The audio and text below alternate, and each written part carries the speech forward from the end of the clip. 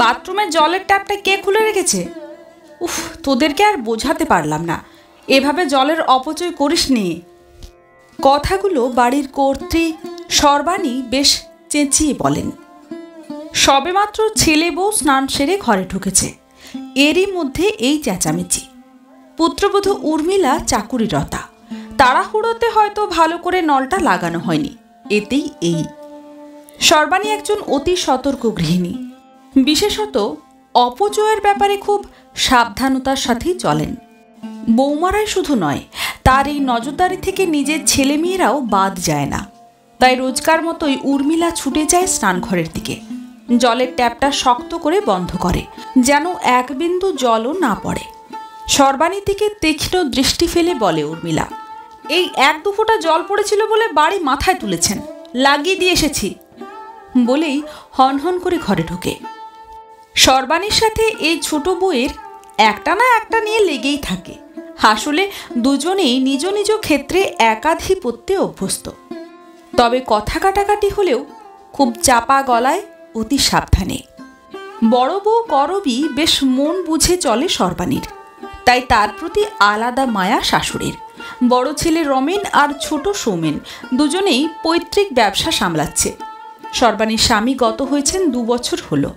তারই অক্লান্ত পরিশ্রমের ফসল শহরের প্রাণকেন্দ্রে 3টি শোরুম, ব্যানার্জি অ্যান্ড সন্সের। এক মেয়ে চিত্রা নিজের পছন্দের ছেলের সাথেই বিয়ে দিয়েছেন। সরকারি চাকরি করে তার স্বামী। এক কথায় সুখে স্বাচ্ছন্দ্যে তার পরিবার পরিপূর্ণ। চিত্রা একমাত্র মেয়ে বলেই হয়তো একটু বেশি আদরের। ব্যস্ত জীবনের ফাঁকে প্রতি মাসে একবার করে মাকে দেখে যায়। থাকতে পারে না, ছেলের পড়ার চাপ, সংসারের নানান ঝামেলা। তবুও দুদণ্ড মেয়ের কাছে মনের কথা বলেই তৃপ্তি পান তিনি। শুধু সর্বাণীর হিসেব করে চলা একই রকম রয়ে গেল। কোন ঘরে অকারণে লাইন জ্বলছে, কিংবা টিভি অন করে কে ঘুমিয়ে পড়েছে বা ভাত ফেলছে, সব দিকেই তার সুতীক্ষ্ণ নজরদারি। একটু এদিক ওদিক হলেই বাড়ি মাথায় তোলেন। এ বাড়ির ছোট থেকে বড় সবাই সর্বাণীর এই স্বভাব জানে বলেই সেভাবেই চলে। মোদ্দা কথা, অপচয় করা তার একান্ত অপছন্দের। ঘরের ভেতরে ঢুকে সবেমাত্র ঘুম থেকে ওঠা স্বামীকে দেখে তেলে বেগুনে জ্বলে উঠল। তোমার মা এখন দেখছেন না কেন কিভাবে সময়ের অপচয় করছো? ছেলের বেলায় ছাড়। বলতে বলতেই আলমারি খুলে ভালো একটা শাড়ি নিল। অফিস আছে। সৌমেন ভ্যাবাচেকা খেয়ে জানতে চাইল, কি হয়েছে তোমার বলো তো? কি আর হবে, কপালগুড়ে এমন মিতব্যয়ী শাশুড়ি জুটেছেন, পান থেকে চুন খসলে বাড়ি মাথায়। আহ, হয়েছেটা কি? না বলে সকাল সকাল এত রাগ দেখালে হয়? কি আর বলবো, আজ বাথরুমে জলের ট্যাপটা একটু ঢিলে ছিল, আমি স্নান সেরে সবে এসেছি। তোমার মা জলের অপচয় হচ্ছে বলে বাড়ি মাথায় তুললেন। এবার ঘটনাটা বুঝতে পেরে সৌমেন গায়েলিয়ে বসে মুখে শুধু বলে অ। সৌমেনের এহেন নির্লিপ্ত ভাব দেখে আরও রাগ উঠল উর্মিলার। এটা তোমার কাছে কিছুই না, এটা তো ভালোর জন্যই বলেছেন, এতে এত মাথা গরম করার কি আছে? তুমিও না, এমনি এমনি মাথা গরম হয় না, অলওয়েজ নজরদারি করবেন। গত পরশুদিন টিভি দেখছিলাম, এমন সময় মায়ের ফোন পেয়ে কথা বলছি, হুট করে এসে টিভিটা বন্ধ করে দিলেন। বললেন ফোন করা শেষ হলে টিভি দেখতে। ভাবতে পারো? ভেজা চুলটা আঁচড়াতে গিয়ে আয়নায় দেখে সৌমেনের হাবভাব, বেশ বিরক্ত যেন। মনে মনে ভাবে উর্মিলা, হবে নাই বা কেন, মার ছেলে তো, মায়ের ভক্ত সবাই। করবী রান্নাঘরে কাজের মেয়েকে ইঙ্গিত করে বলে, দেখলি তো, এই হলো শিক্ষিতা বউ। বাড়ির পুরনো ঝি মালতী আদৌ কিছু দেখে না থাকলেও করবীর বর্ণনার দৌলতে মানুষ চোখে সব দেখে নেয়। নিজের মতামত জানানো কর্তব্য ভেবেই মালতী বলে, আসলেই তোমার তুলনা হয় না বড় বৌদি। কোথায় তুমি আর কোথায় ছোট বৌদি? এত বছর ধরে তো দেখছি কখনো গিন্নিমার মুখের উপরে কিচ্ছুটি বলনি। আর কি বলতো কে জানে, কিন্তু মাঝপথেই থেমে গেল মালতী। উর্মিলা রান্নাঘরের দিকেই ঢুকছে। ব্যস্ত হয়ে করবীর উদ্দেশ্যে বলল, দিদি, সকালের খাবারের কি হবে আজ? হয়ে গেছে, এত বেলায় সকালের খাবার বানাতে বসলে দুপুর গড়াবে যে। বেশ মধু ঢেলে কথাগুলো বলা হলেও এর তিক্ততা উর্মিলার মুখ কালো করে দিল। চাকরি করে বলেই সকাল সকাল যতটুকু সম্ভব হেল্প করতে চায়, কিন্তু করবী প্রতি মুহূর্তে তার অপারগতার কথা মনে করিয়ে দিতে ভুলে না। এই অপারগতা সারাদিন বাড়িতে না থাকার অপারগতা। নিজেকে সামলে নিয়ে আবারও বলে উর্মিলা, তাহলে কি করতে হবে বলে দাও, আমি করে দিচ্ছি। করবী আবার প্রয়োজনোদ্রিক্ত মধু ঢেলে বলে, কিছু করতে হবে না ভাই, মালতী আছে তো, তুমি বরং রেডি হয়ে যাও, অফিস আছে যে।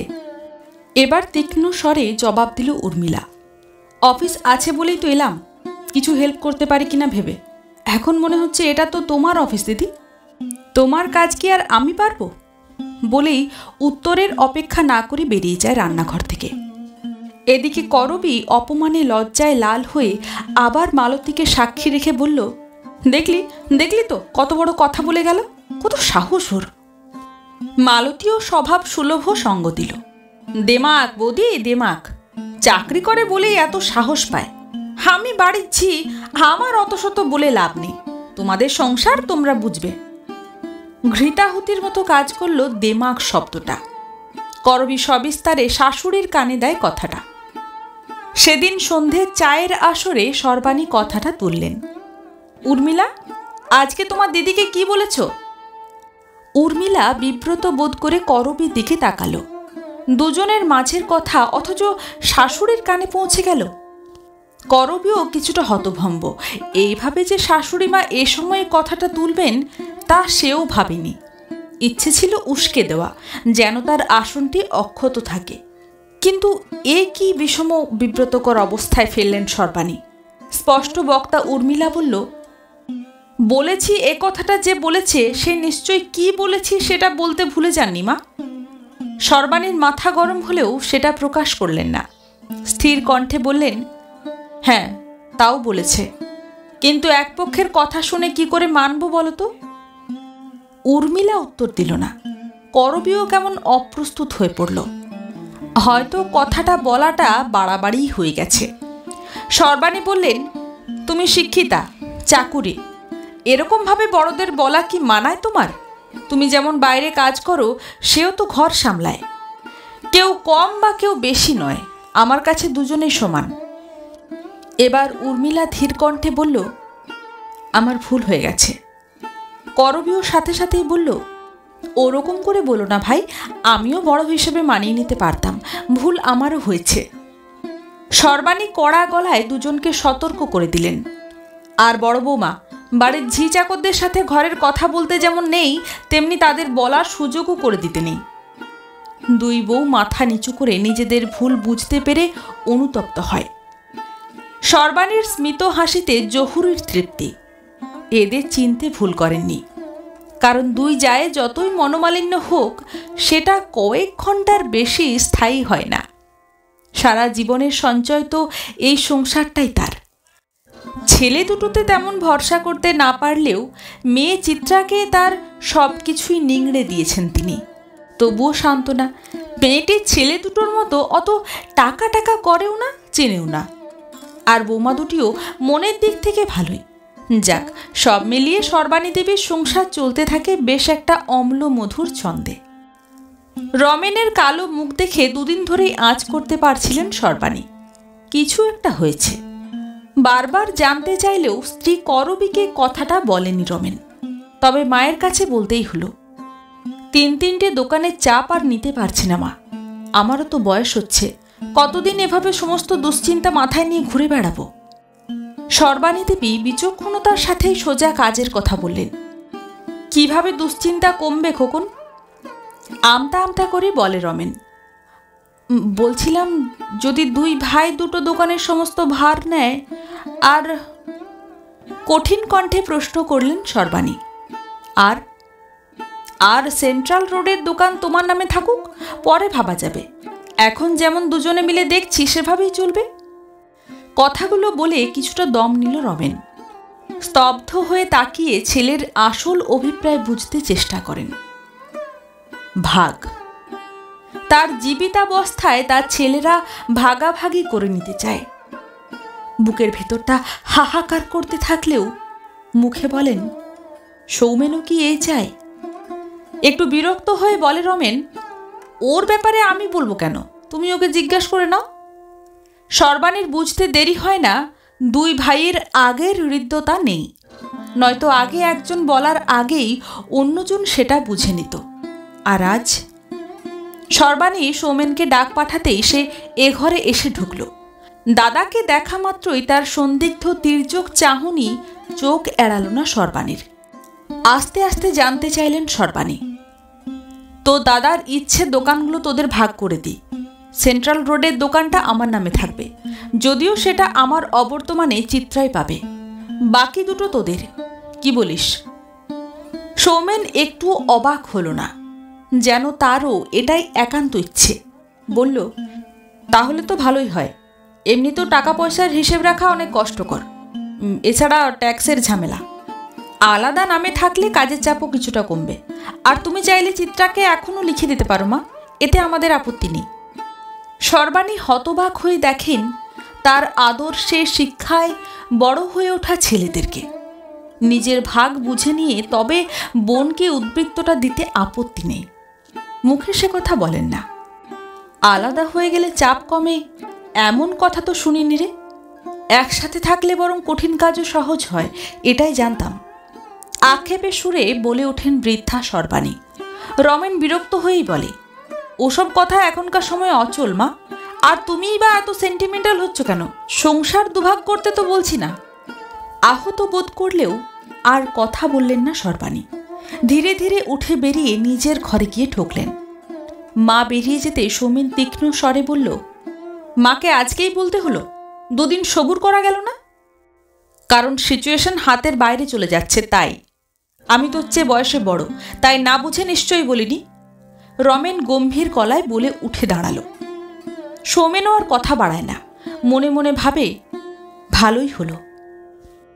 দোকান ভাগের পর সর্বাণী নিজে থেকেই সংসারও আলাদা করতে চেয়েছিলেন, কিন্তু দুই ছেলের একজনও এতে মত দিল না। সুতরাং সংসার আগের মতোই চলছিল। দেখা গেল রমেন আর সৌমেনের মধ্যে সম্পর্কটা একই আছে। সব কথায় পরামর্শ করে নিয়ে তবেই কাজ করে দুজনে। সর্বাণী অবাক হন, অথচ দোকান ভাগ করার জন্য কেমন উঠে পড়ে লেগেছিল ওরাই। সত্যি এ যুগের ছেলে মেয়েদেরকে বোঝা মুশকিল। যাই হোক, মাস ছয়েক বাদে চিত্রা মায়ের কাছে এসেছে। তবে আজকে ব্যস্ততা নেই যেন। মাকে বলে, ভাবছি আজকের রাতটা তোমার কাছে থেকে যাব মা। কতদিন তোমাকে জড়িয়ে ধরে ঘুমায়নি। বেশ তো, বিয়ে 10 বছরে সেই যে দিরাগমনের সময়, আর 2 বছর আগে তোর বাবা শেষ কাজে থেকেছিলি। কত বলি থেকে যা। মনে মনে আপ্লুত মায়ের প্রাণ। সময় পায় না মা, ও বাড়িতে সব দায়িত্ব আমার একার। ঘর সামলানো, ছেলের পড়া, আত্মীয় স্বজন, তাছাড়া অতনুও তো বাইরে বাইরেই থাকে। শত হলেও পরের অধীনে চাকরি, 2 পয়সার জন্য লাখ টাকার খাটনি। শেষের কথায় কেমন যেন আক্ষেপে সুর বাজল। সে কি কথা? সরকারি চাকরি করছে, সবাই পায় নাকি? আর চাকরি করলে একটু ব্যস্ততা তো থাকবেই, অফিসার বলে কথা। বেশ গর্ব করে বললেন সর্বাণী। অফিসার না ছাই, ওই তো বেতন, তাই দিয়ে এখনকার সময় চলে? কিছু হয় না মা। চাকুরিদের সব হিসেবে চলে, চাইলেও একটু বেশি খরচ করা চলবে না। ধুর। এবারেও বেশ আক্ষেপ করে চিত্রা। সর্বাণীর কেমন যেন খটকা লাগলো মনে। তবুও স্বভাব সিদ্ধভাবেই বললেন, তা এত খরচ করা কেন? হিসেব করে চললেই তো সঞ্চয় সম্ভব। এই যে দেখ না, তোর বাবা যে এই বিশাল সম্পদ করে গেছেন, মিতব্যয়ী না হলে সম্ভব হতো? তিল তিল করে সঞ্চয়, তবেই তো। চিত্রা কিছুটা বিরক্ত হয়, বলে, আর বাবার পরিশ্রমের সম্পদে তো ভাইয়েরা বেশ আরামায়েশেই আছে। গাড়ি বাড়ি সব তো তাদেরই। কথাগুলো সর্বাণীর মনোপুত হলো না। তবু এতদিন পরে মেয়ে থাকবে বলে এসেছে, তাই কথাটা ধামাচাপা দিতেই বলে উঠলেন, আচ্ছা বাকি কথা পরে হবেক্ষণ, এখন তুই জামা কাপড়টা ছেড়ে নে, আমি ওদের বলি গিয়ে, কেমন? বলতে বলতে বসার ঘরের দিকে গেলেন সর্বাণী। টিভিতে জি বাংলার সিরিয়ালে 2 বউ ব্যস্ত। দুজনের ঘরেই টিভি আছে, কিন্তু শাশুড়ির কড়া বার্তা, একসাথে বসে সন্ধ্যের সময় টিভি দেখা যায়। সারাদিন সবাই যে যার কাজে ব্যস্ত থাকে, একটু সময় একসাথে কাটানো দরকার, এতে সম্পর্কে দূরত্ব আসে না। অতএব সেই নিয়ম চলছে করবীর বিয়ের পর থেকেই। যদিও তার বৌমারা এর পেছনে বিদ্যুৎ সাশ্রয়ী মনোভাবকে আসল কারণ হিসেবে মনে করে। যাই হোক, সন্ধ্যা রাতে সবাই মিলে আড্ডা দিয়ে টিভি দেখারও আলাদাই মজা। শুনছো বৌমা, চিত্রা আজকে থাকবে বলেছে। খুশি হয় করবী। উর্মিলাও খুশি হয়ে বলে, সেই যে এলো চিত্রা, এ মুখও হলো না। ওকেও বলুন না, এ ঘরে একসাথে বসে গল্প করা যাবে। গল্প করবে সে তো ভালো কথা, কিন্তু রান্নার দিকটাও তো সামলাতে হবে। সারাদিন করবী তো একাই সব করে। সর্বাণী বলতেই উর্মিলা একটু অপ্রস্তুত হয়। সত্যিই তো, সারাদিনের ঝামেলা তো তাকে পায় না, তবে রাতে দুজনে মিলেই রান্নার কাজ করে। সপ্রতিভ উর্মিলা বলে উঠল, মা, গল্প করতে করতেও কাজ করা যায়, আপনি ওকে এখানে আসতে বলুন। করবী বলে, হ্যাঁ মা, আমরা রোজই তো গল্প করতে করতেই কাজ করি। আজকে বরং ভালোই হলো, চিত্রাও আছে। তা রান্নার কি ব্যবস্থা হবে? মাংস রান্না করাই আছে, আর ফ্রিজে মাছও আছে, একটু ঝাল করে নিলেই হবে। আপনি ভাববেন না মা। করবীর কথা শুনে নিশ্চিন্ত হলেন সর্বাণী। এতদিন পর মেয়েটা থাকবে, একটু ভালো মন্দ না খাওয়াতে পারলে মায়ের মন কি শান্তি পায়? সেই রাতে খাওয়া দাওয়া শেষে মায়ের কাছে আসল কথাটা পারে চিত্রা। তার থেকে যাওয়াটা অহেতুক নয় মোটেও। তিনটি দোকান দুই ভাই ভোগ করবে, আর তার বেলায় কিছুই নেই, তা হতে পারে না। সোজাসুজি কথাটা বলে দম নিল চিত্রা। সর্বাণীর মুখ অন্ধকার। মায়ের জন্য নয়, মায়ের নামের দোকানের মালিকানার জন্যই মেয়ের আগমন। চিত্রা বলছে, দেখো মা, আমিও তো তোমার সন্তান, বর্দা ছোড়দা সব কিছু পাবে, আর আমি শুকনো মুখে থাকবো? মেয়ের এই নির্লজ্জ লোভের পরিচয় সর্বাণীর ভেতরটাকে তছনছ করে দিচ্ছিল। তাছাড়া আমার বিয়েতে তো তেমন কিছুই দিলে না, ওই টিভি, ফ্রিজ, আর তোমার ঘরে দেখো এসি, দামি গাড়ি, ডিশওয়াশার, আরও কত কি। চোখ দুটো লোভে জলজল করে ওঠে চিত্রার। একটা দোকান পেলে যা আয় হবে, দুদিনে এরকম বিলাসবহুল জীবন কাটানো সম্ভব। সর্বাণী চুপ করে বসে থাকেন। চিত্রা আবারও বলে, আর মেয়েদের তো আইনি অধিকারও আছে সমান ভাগ নেওয়ার। এবার মুখ খুললেন সর্বাণী। তার মানে আমি যদি স্বেচ্ছায় রাজি না হই, তুই আইনি ব্যবস্থা নিবি? শান্ত অথচ কঠিন স্বর সর্বাণীর। উত্তর দেয় না চিত্রা, কেবল অপেক্ষা করে মায়ের উত্তরের। মা বললে দাদাদের কোনো আপত্তি টিকবে না। কিছু বলো মা, আমি তো এতদিন কিছুই চাইনি, ভেবেছিলাম তুমি নিজেই। কিন্তু তুমি দাদাদের দুটি দোকান লিখে দিলে, আর আমার বদলে নিজের নামে দোকান রাখলে। এটা কি ঠিক বলো? না, একদমই ঠিক হয়নি। চল খোকনের সাথে কথা বলি গে, চল। মায়ের কথা শুনে ভ্যাবাচেকা খেয়ে যায় চিত্রা। এত সহজেই মেনে নিল মা? এরপর সৌজন্যতা দেখায়। এখন কেন? অনেক রাত হয়েছে, কালকে না হয়। দৃঢ় কণ্ঠে বলেন সর্বাণী। আর দেরি নয়, ওদেরটা ওরা বুঝে নিয়েছে, তুই বা বাদ যাবি কেন? এখনই চল। বলেই হাতটা ধরে ধরে একরকম টেনেই নিয়ে যেতে লাগলেন বড় ছেলের ঘরের দিকে। সদ্য ঘুম থেকে উঠে এলো রমেন আর সৌমেন দুজনে, সাথে বৌমারাও। কেবল বাড়ির ছোটরা কেবল নিশ্চিন্তে ঘুমে। গভীর নিস্তব্ধতার মধ্যে সর্বাণী বলে উঠলেন, চিত্রা বাবার সম্পদের ভাগ চায়। আমার নামে সেন্ট্রাল রোডের দোকানটা ওকে দিতে বলছে, তোদের কি মত? অবাক হয় না দুই ভাই, খুব একটা বিস্মিত নয় বউয়েরাও। যেন এমন হবে জানাই ছিল। চিত্রাও স্বচ্ছন্দ হতে চেষ্টা করে। দেখো, আইনের চোখে তো আমিও বাবার সম্পত্তির সমান অংশীদার। সর্বাণী লক্ষ্য করলেন খুব সহজ প্রতিক্রিয়া রমেনের। সে তো ঠিক কথা। সৌমেন বলে উঠল, তবে আর দেরি কেন? ওর প্রাপ্যটা দিয়ে দিলেই হয়। মা, তোমার নামে যে দোকানখানা, সেটা চিত্রাকে লিখে দাও, আমাদের কোনো আপত্তি নেই। রমেনও সায় দেয়। চিত্রা ভীষণ খুশি, মনে মনে এত দেরি করে মায়ের কাছে মুখ খুলেছে বলে হয়তো অনুতপ্ত, নয়তো কবেই। সর্বাণী দেবী একটা দীর্ঘশ্বাস ফেলে বলেন, তাহলে সেরকম ব্যবস্থা কর তোরা। বলেই ধীরে ধীরে উঠে নিজের ঘরের দিকে গেলেন। কিছুদিনের মধ্যেই সমস্ত ব্যবস্থা হয়ে গেল। চিত্রা নিজের পাওনা বুঝে নিল। ছেলেরা তো আগেই সে পাঠ চুকিয়ে দিয়েছে। সবাই সবার পাওনা বুঝে নিল। কিন্তু সর্বাণীর কি ওদের কাছ থেকে কিছুই পাওনা নেই, শুধু অন্যের দাবি মেটানোর জন্যই তার অস্তিত্ব। হাহাকার করে উঠেছে তার মন। মনে হলো আজীবন সমস্ত আদর্শ শিক্ষা যা তিনি সেই ছোটবেলা থেকে ছেলে মেয়েদের মধ্যে ঢেলে দিয়েছেন সবই অপচয় মাত্র।